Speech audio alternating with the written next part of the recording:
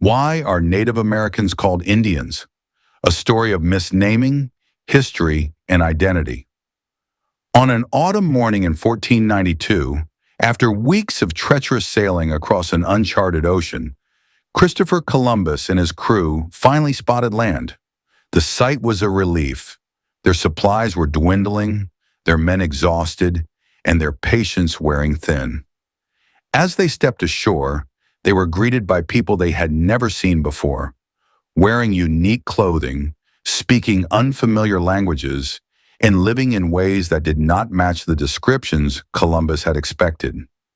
Yet convinced he had found a new route to India, Columbus made an assumption that would echo through history.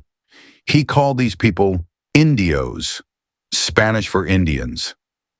What began as a simple mistake became one of the most enduring misnomers in history. But how did this name persist for centuries, even long after it was known that Columbus had never set foot in Asia? The answer lies in a tangled history of colonialism, legal definitions, identity struggles, and cultural reclamation. The mistake that became a label.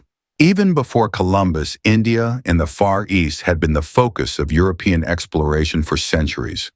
Spice traders and merchants longed for a direct route to Asia's treasures: silk, gold, spices, and exotic goods.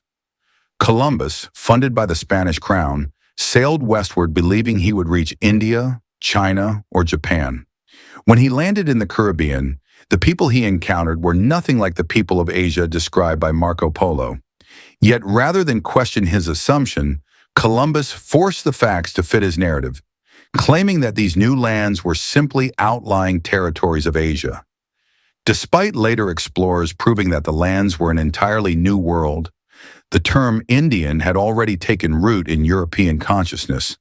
Maps, official reports, and letters continued to refer to the inhabitants of the Americas as Indians, ignoring the fact that these people already had their own distinct names and identities. How the term Indian became institutionalized. European colonization and the expansion of the name. As more European powers arrived, Spain, France, England, Portugal, and the Netherlands, the term Indian became the standard way to describe all indigenous peoples of the Americas. This label conveniently lumped together thousands of distinct nations, languages, and cultures into one generalized group. The use of Indian served a colonial purpose. It made it easier to justify conquest and control over indigenous lands. By reducing all native peoples to a single foreign-sounding term, Europeans stripped them of their individual identities, allowing them to be categorized as subjects under European rule. Legal definitions and the U.S. government. Even after the founding of the United States, the term Indian was enshrined in law through government policies, treaties, and legal documents. The Bureau of Indian Affairs, BIA, was created in 1824 to manage relations between the U.S. government and Native nations, further cementing the term as an official classification. Laws such as the Indian Removal Act, 1830, and later Indian Reorganization Act, 1934, continued to use the term, defining the legal status of Native peoples and shaping how they were treated within the U.S. system. By the late 19th and early 20th centuries, U.S. policies aimed to assimilate Native peoples into white society, and the label Indian became tied to government-issued identification, boarding schools, and reservation policies. What did Native peoples call themselves? Before European arrival, Native American nations each had their own names, often linked to their origin stories, their landscapes, or their way of life. Some examples include Haudenosaunee, Iroquois Confederacy, meaning people of the Longhouse; Dene, Navajo, meaning the people; Anishinaabe, Ojibwe, Potawatomi, Algonquin, meaning original people; Lakota, Sioux, meaning allies; Tsalagi, Cherokee, meaning principal people. These names carry deep meaning, tied to the land and traditions that shaped each community. The term Indian was a foreign label imposed upon them, stripping away the identities they had carried for thousands of years. Resistance and reclamation. How Native peoples see the term today. Over the centuries, Indigenous peoples have resisted, redefined, and reclaimed their identities in different ways. While some have rejected the term Indian altogether, others have chosen to embrace it on their own terms. Alternatives to Indian. By the late 20th century, many Indigenous activists pushed for alternative terms.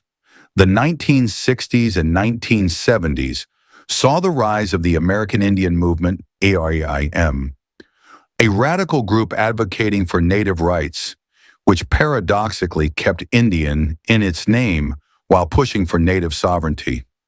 In the 1990s, the term Native American gained popularity as a politically correct alternative, emphasizing their status as the first inhabitants of the continent. However, some Native individuals reject Native American as well, pointing out that America is also a European-imposed name.